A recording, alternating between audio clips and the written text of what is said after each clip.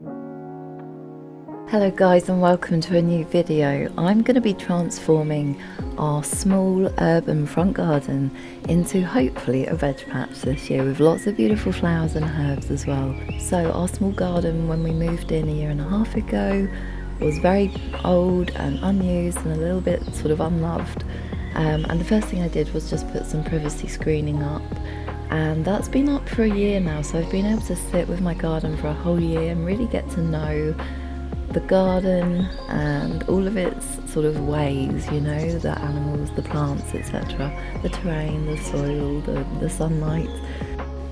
So the first job of this project was to get the original frame of the screening rebuilt. It was very flimsy, there'd been a lot of storm damage, so it was time to make that more substantial.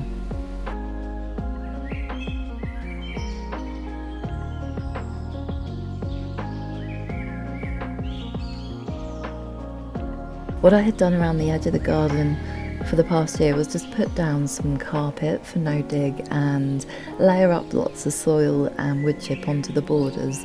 So last year we had beautiful borders, we grew lots of vegetables, we grew all sorts. We had a great big harvest of pumpkins. It was actually great fun here. But this year I don't want to work with borders, I want to go full-blown beds, polytunnel. I haven't actually had a polytunnel since 2017 and I really miss having my polytunnel. It brought me so much joy and I love going to where the Rewell barn is, obviously my parents' land. It's all about nature and gardening, and I wanted to bring my space back. Having a polytunnel or a greenhouse at home for me is like the connection between the land at my parents' and the land at home, and it means I can work with my herbs or plants between the two spaces, growing here for there, bringing there for here.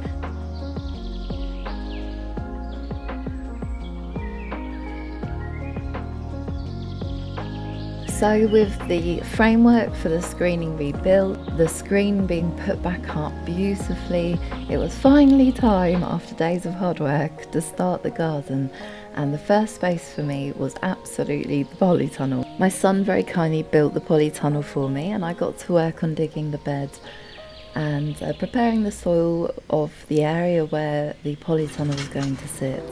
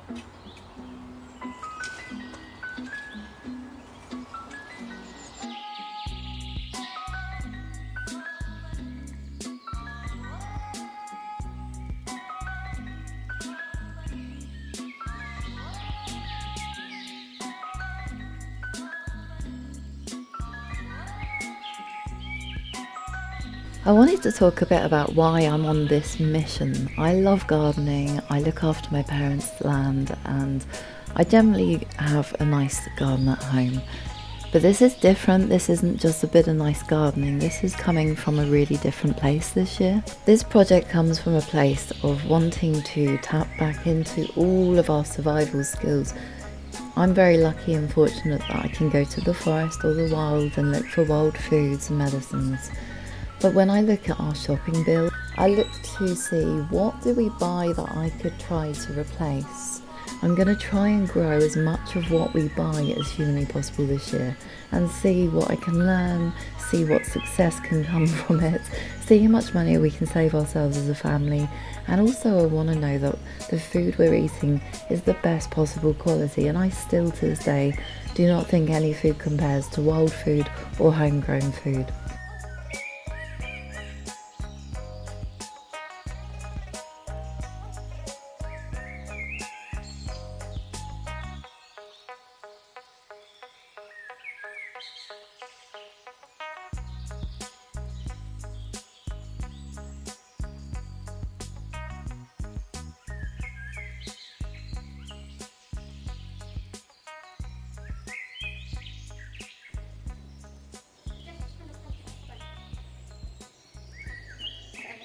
There's so many. That one wasn't there. That one just landed. He's so cute.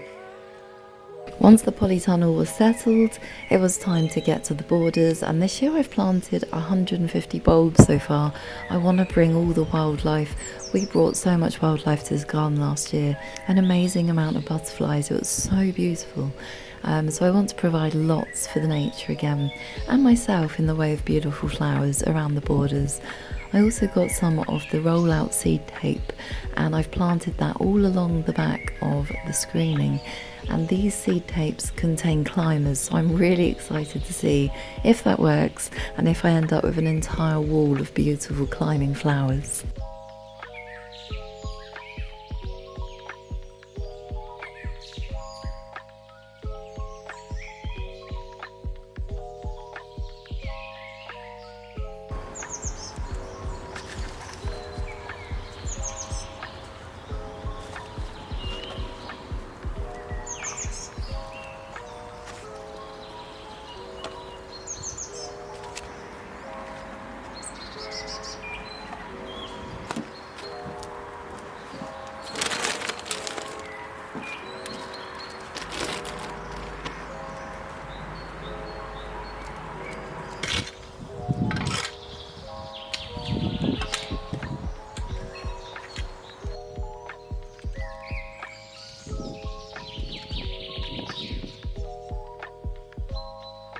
So we're coming to the end of part 1 of my small urban garden.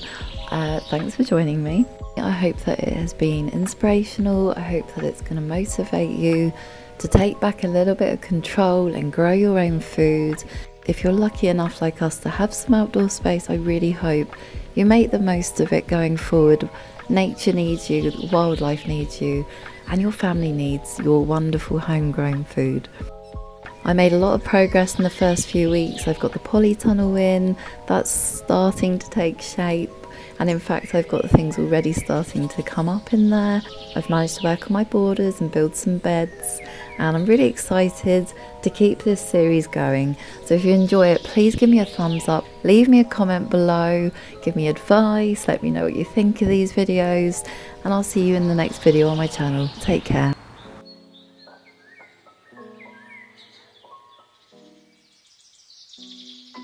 Hello my lovely friends, and welcome to part 2 of my small urban garden. This is me on a mission at my new home, turning my small front garden into hopefully a thriving jungle of homegrown vegetables, beautiful flowers, and of course healing herbs. So these scenes are from part 1, the very beginning, just showing you the kind of space that we're working with, and I intend to turn every piece of soil into something useful. I am on a mission, so join me as I show you the trials and tribulations of the past 3 weeks, and of course the progress.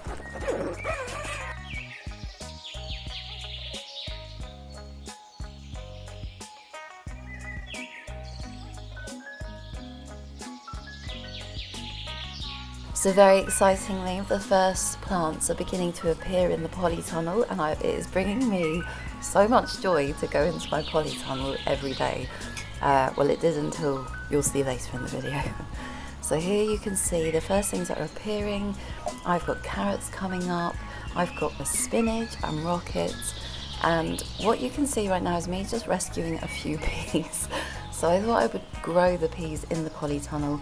And the polytunnel started to wiggle around a little bit in the wind, and these fellas sort of were outside of the frame at this point, so I decided they'd grown beautifully inside the polytunnel. I was going to move them out into the first big bed that I'd built and get them established out there.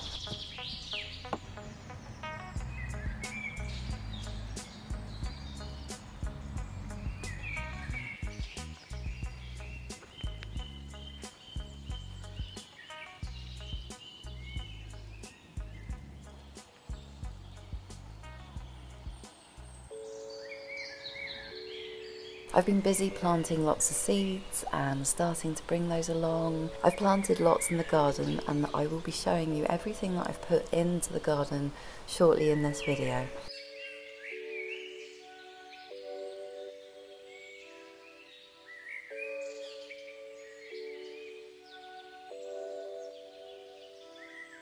I was really enjoying the rare sunny days where I got to sit and just sort of work with my seedlings, get them settled into their new pots. I had a separate little polytunnel grow room just to take the excess pots, and they were all doing really, really well in there.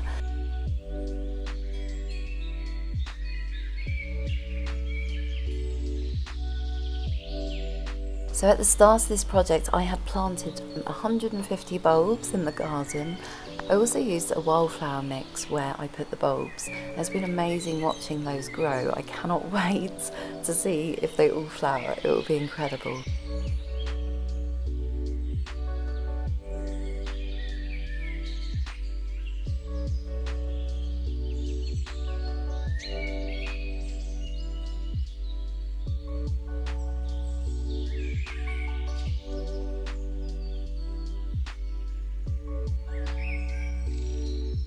Yesterday we had some mental storms. There's no way to start the day. So it is the day after the storm, and oh my god, my polytunnel flew over that fence yesterday. I've done a bit of research into how to secure a polytunnel to the floor. This original frame is completely broken, but it will do for now. I'm going to just sort of put it back together, weight it down with some paving slabs, and eventually replace the frame. Off to a crazy start this weekend. I've lost this one. This is where I was bringing all my little pots and seeds on. That's knackered. However, we are getting a lot of amazing action this morning. Look at this. And the eggshell I've put down, I don't know, the hollyhock still looks very mullered. I've been on a massive culling mission of these snails. There's the culprit right there. Oh, the sun is shining. I have my polytunnel back. It's a little dishevelled, but she is back. Yay. Okay, I ordered these bamboo plant name thingies on Amazon, and it came with a black pen. I'm kind of loving that. I also got the black chalk ones, which came with the white pen, and I think they just look super duper. Really, really lovely. Let's go make the polytunnel look slightly more professional. Another fun part of the storms is the original labels I used. They were white, so all the words had been washed off. So I've just put signs in for what I can remember, but I know there's so much more. Like, I haven't got a clue what these are. But everything else out here is looking back to normal. This looks a little dishevelled. I mean, the frame took quite a beating. That is separators. I'm using some paving slabs in various locations. I've put this up for obviously peas to climb up. So another paving slab there, one in the corner. Yeah, it's hopefully not going to wiggle around in the wind anymore, so that's good. behind there.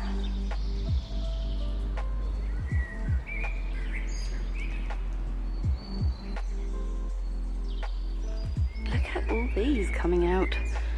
Certainly looking very exciting. Next project for me, I'm just going to use any old piece of timber. I'm just trying to recycle timber. Not fussy as long as it does the job right now. I'd like to take that all the way to the fence.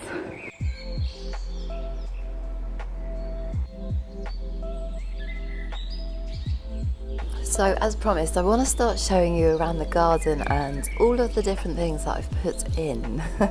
Now, of course, how much of this is successful remains to be seen. We had a strong start like this last year, and then we were absolutely invaded by snails, slugs, and those annoying little caterpillars that ate all the cabbages and brassicas. They did turn into beautiful butterflies, so that was okay. But this year I'm trying to feed my family, so I'm gonna try and find this happy balance, if such a thing exists, between feeding the wildlife and feeding my family. Anyway, let's have a little look at all the different things that have been planted, and of course later on in another part of this series, hopefully we'll be seeing the real thing, and that would be very exciting. I've never grown things like dahlias and irises. I've never really worked with bulbs in my own garden, so this is a whole new thing for me, and it's just a bit of an experiment. What I really want to focus on, of course, is the food. So there's lots of food going in and lots of beautiful herbs too. So we're just looking through all the different things I'm going to attempt to grow this year. As you can see, I probably need a farm, not just a small back garden, but I'm glad I've planted lots and lots and lots, because ultimately some of it's going to get damaged, some of it won't grow, some of it's going to get eaten, so we'll just see. A big influence for the garden, I wanted to bring the cottage vibes in. I literally live amongst forests. If you cross the road, we're in massive amounts of nature here, and the dream little English cottage garden is all around me in everyone else's garden, so I'm trying to incorporate things like larkspur and hollyhock and all of the really beautiful traditional British cottage garden flowers. There's a lot of vegetables going in, as you can see, amongst these flowers, and I have no idea what will work here. I am effectively working with a giant sand pit. Our soil is pure sand. I've been working really hard over the last year to add lots to the soil here to improve the quality, so I have no idea what's going to work. It's really exciting, and I love looking at the pictures of what's gone in, and just who knows what's going to come. You'll have to stay tuned. I'm sure there are people watching this who are very experienced, saying to the screen right now that will never work, you can't put those two together. Feel free to drop me comments and leave me advice and tips. I am totally open to good advice. A lovely lady suggested the beer traps for the snails, and that's certainly something I need to experiment with, because I have collected now 6 litres worth of snails from the garden, and they still keep coming, and they're like a little army that just wipe out all my efforts.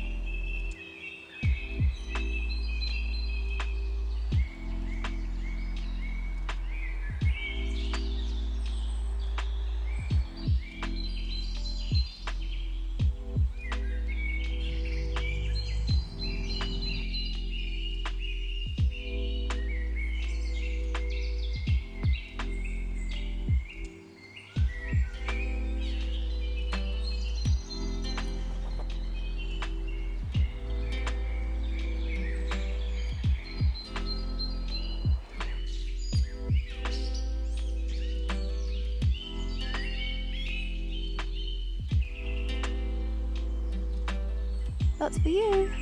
You want it? Oh, two again somewhere now. Here he comes. Hello. Oh, he's got it. That's cool. Okay, I have created a climbing frame and I've just added string. So yesterday into the garden we added these ones. So these have all been started growing. What success we have remains to be seen. Right, so today in this bed I am going to go with a summer squash to climb, pole beans to climb, and beetroot and lettuce in the middle. So we're coming to the end of part 2 of my small urban garden. It's been quite the adventure. Since my last upload, the polytunnel completely flew away. Luckily nothing and no one was damaged in that process, and it's now heavily weighted down with paving slabs, bricks, every single rock and stone in the garden I don't want in my beds. It is weighted down, and we've had some very strong winds since, and I'm very, very pleased to report so far it hasn't moved a centimetre, so that's good news.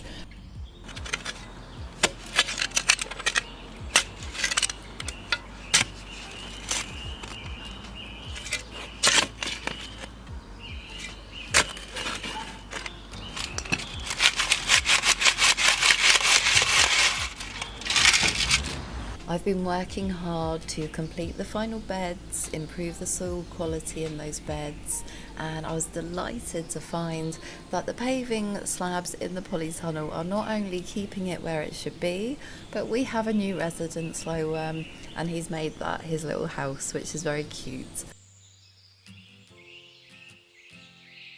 I did unfortunately wake up one morning to find everything in the polytunnel had been completely invaded overnight by snails. So you're currently looking at what was all of my beautiful seedlings and are just stalks now. So lesson learned, I'm bringing all my seedlings back indoors. We're doing it all the good old fashioned way, they're all back in windows. So once they've grown nice and big and strong from indoors, they should be making their way out to the garden.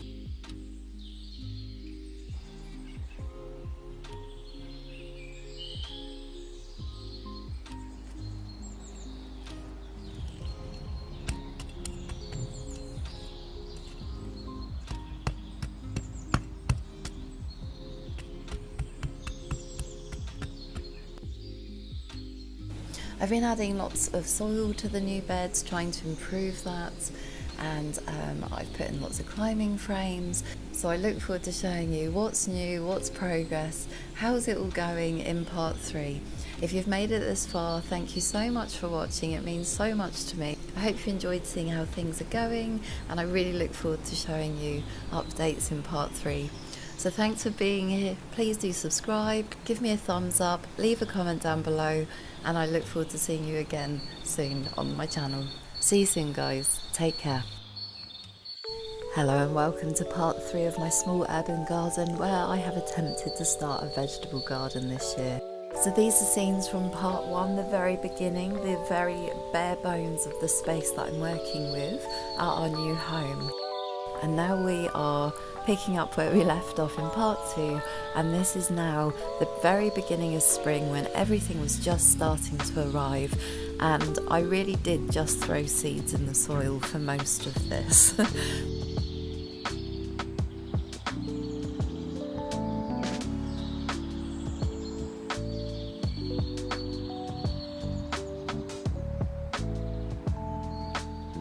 As anyone who saw part 2 knows, I did grow seedlings, had a bit of a wind incident, the whole thing really was very destroyed, so it was a case of throwing seeds in the ground and rescuing whatever I could, and that has worked.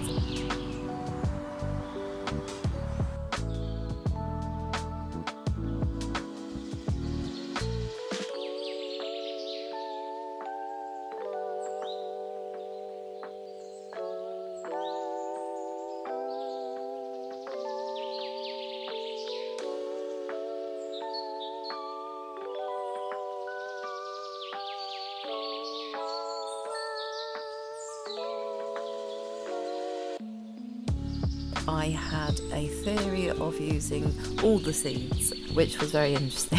I don't think I'll ever do that again. It has been a lot of learning and it's been fun and very low maintenance. Now, I have not had to water my garden at all this year, which is very fortunate because I only have a watering can here, not an outdoor hose.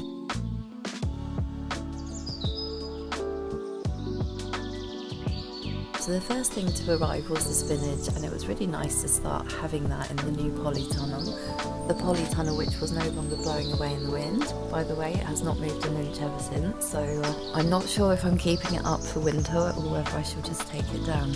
But yeah, the spinach was the first fresh ingredient I got to potter around collecting, which is always a whimsical moment when you're growing your own food.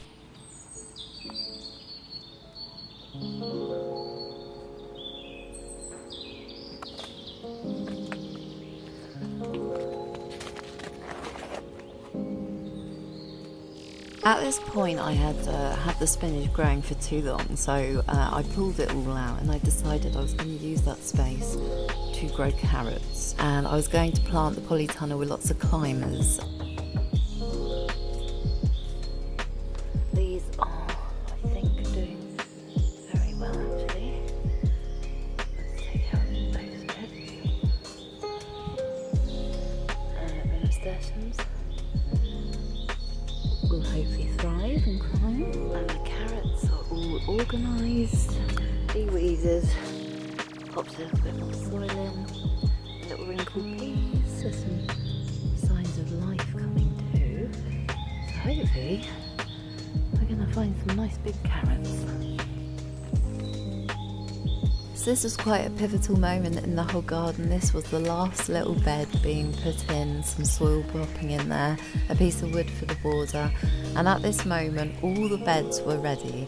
They'd been dug, prepped, frames put in, the polytunnel was in, and all of the beds had been planted with all of the seedlings.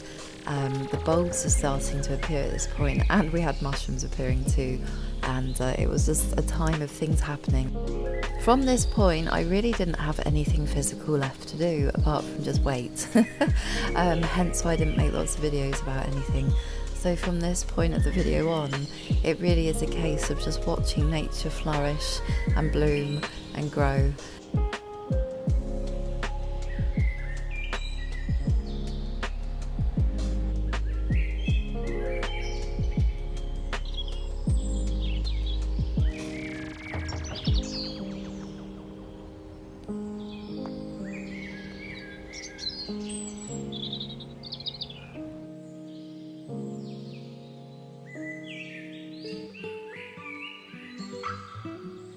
My little slow worm friend came out. He liked to sunbathe next to me on the rocks. Those were the hagstones I collected from the beach with the children. And he was so cool. He just comes out and warms up, chills out, has a coffee with me. It was really lovely to see all the nature this year. So now the bulbs are all starting to pop and colour starts to appear in the garden. The rose is in bloom and it's finally feeling like the good days are coming. Of course, it was intermittent with hundreds of days of rain.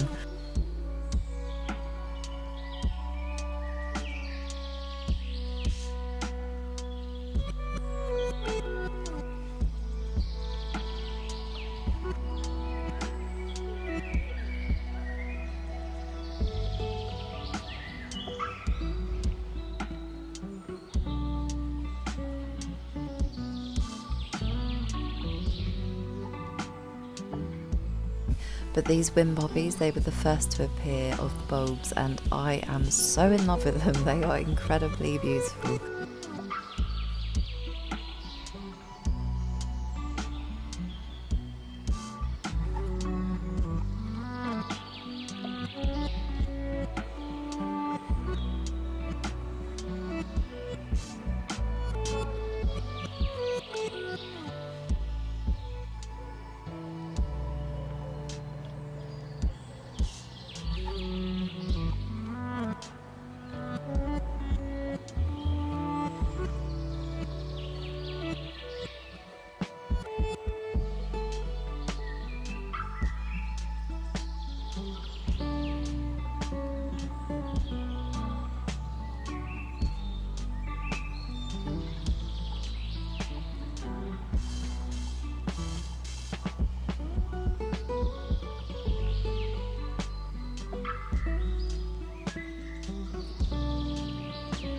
Considering that this footage was shot on any sunny day, there were such long periods of rain in between each piece of footage.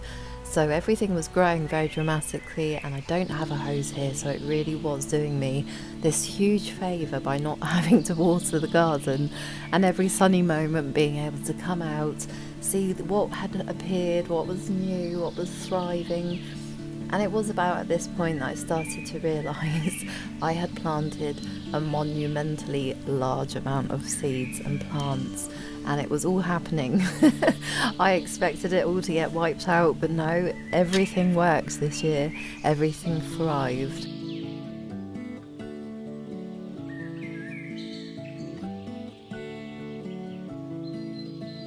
The bulbs are just beautiful. I've never worked with bulbs and they were just an absolute pleasure. All summer I've enjoyed the bulbs, they're still going.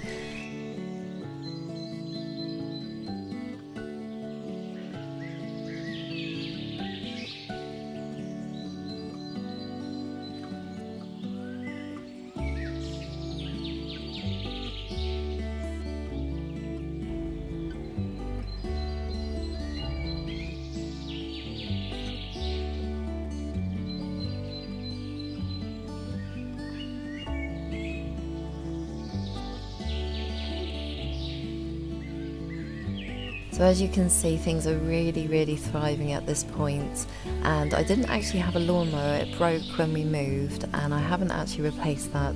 I've actually been sort of trimming the grass by hand. So it was about this point where things were really starting to get a little bit out of control that I decided it was time to get myself a strimmer.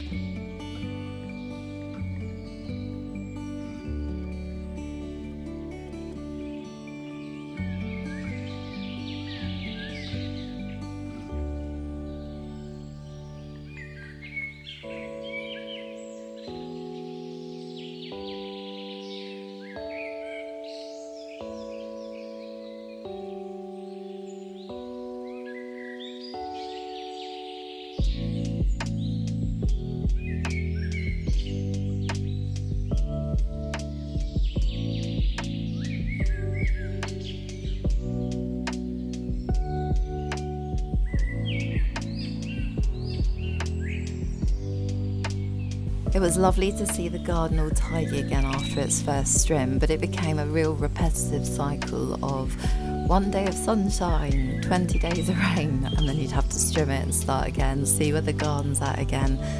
And at some point, as you'll see shortly in this video, it kind of got into full-blown jungle. I thought things were crazy enough at this stage, but I had no idea what was to come.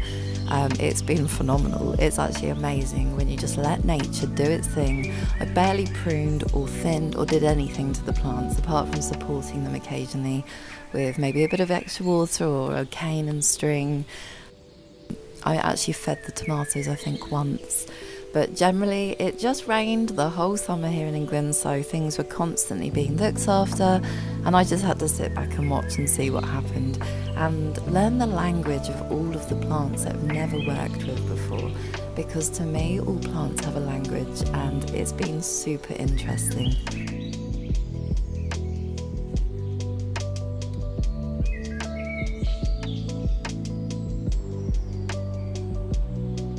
I had a couple of times during the summer that I culled the snail population in the garden, so I would go round, gather them all up, pop them in a brown box, and we would take them off to the forest and release hundreds of snails back to the wild, and it really helped all of the plants to thrive, and I barely had any problems with snails this year.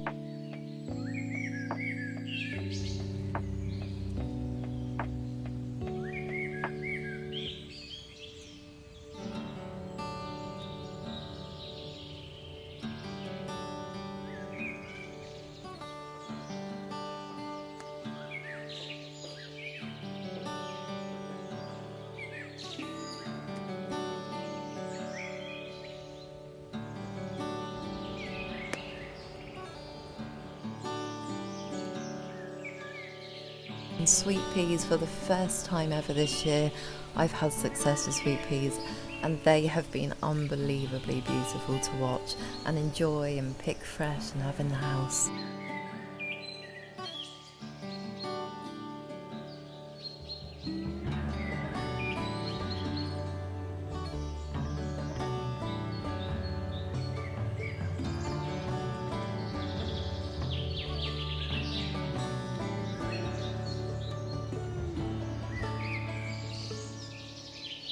Hello,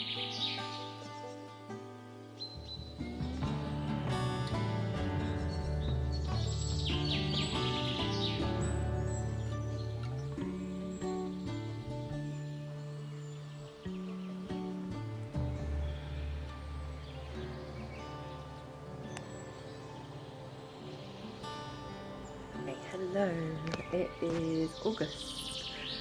People are asking me for the update on my garden. There is an update, I've been filming it relentlessly.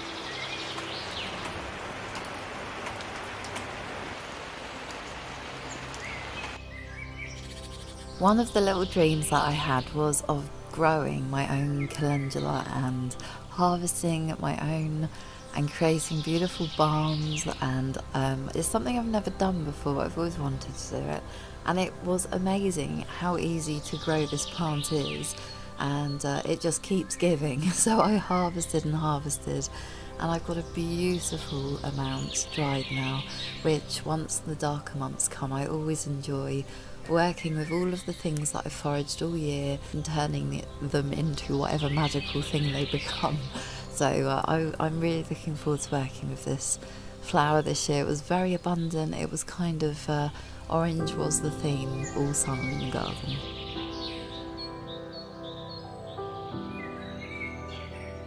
So we're coming to the end of part 3, and I just wanted to say a huge thank you for being here and following along with this fun journey. We are now officially in the triffid season, as I call it. These are pumpkin plants, and I planted quite a few. There were some seeds in the soil from last year, and it is now coming into harvest time in the garden. So all the beetroot and tomatoes and the pumpkins, all those things are just coming into fruition now.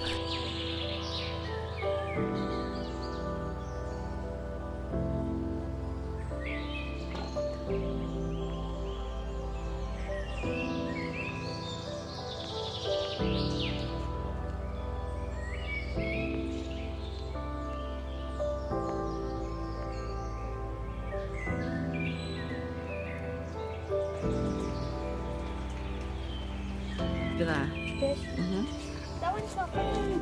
Go on, you've got this.